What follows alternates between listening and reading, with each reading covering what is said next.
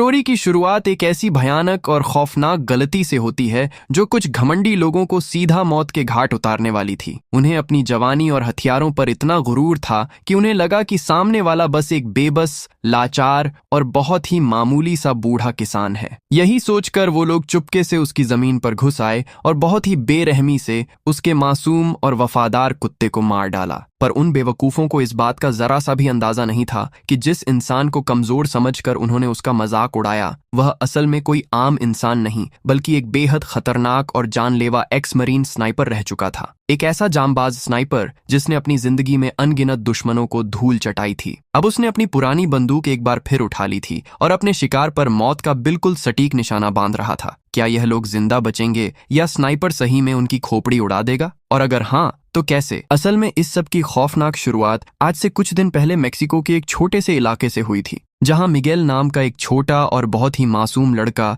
अपनी माँ रोसा के साथ एक छोटी सी झोपड़ी में अपनी जिंदगी गुजार रहा था। उनकी जिंदगी बहुत ही सादी थी। एक दोपहर जब रोसा अपने छोटे से घर की रसोई में अपने बेटे के लिए खाना बना रही थी, तभी अचानक से उस शांत माहौल में उसे उसके भाई कार्लोस का कॉल आता है। घबराया हुआ कार्लोस बहुत तेज तेज सांसें ले रहा था और बताता है कि शहर का एक बहुत ही ताकतवर कार्टेल उसके पीछे हाथ धोकर पड़ गया है क्योंकि उसने उनका बहुत सारा कैश चुरा लिया था। वह कहता है कि इससे पहले कि बहुत देर हो जाए वह जल्दी से अपना सामान बांधे और मेक्सिको छोड़कर बहुत दूर चली जाए। हालांकि कॉल कटने के कुछ ही देर बाद कार्टेल वाले कार्लोस को बीच सड़क पर धर दबोचते हैं। उनका बेहद जालिम और बेरहम लीडर मोरिसियो कार्लोस को मारते हुए उसका फोन चेक करता है और रीसेंट कॉन्टैक्ट्स में रोजा का नाम देख लेता है। उसके लिए यह समझना काफी था कि रोजा कुछ ना कुछ जरूर जानती है, इसलिए बिना किसी रहम के वो लोग वहीं पर कार्लोस को बेरहमी से मौत के घाट उतार देते हैं। दूसरी तरफ बॉर्डर के उस पार एरिजोना के तपते रेगिस्तान में जिम नाम का एक retired marine US Mexico border के पास अपनी सूखी और बंजर जमीन पर काम करते हुए दिन बिता रहा था। वह अपनी प्रॉपर्टी पर पूरी चौकन्नी नजर रखता था और जब भी किसी को गैर कानूनी तरीके से बॉर्डर पार करते हुए देखता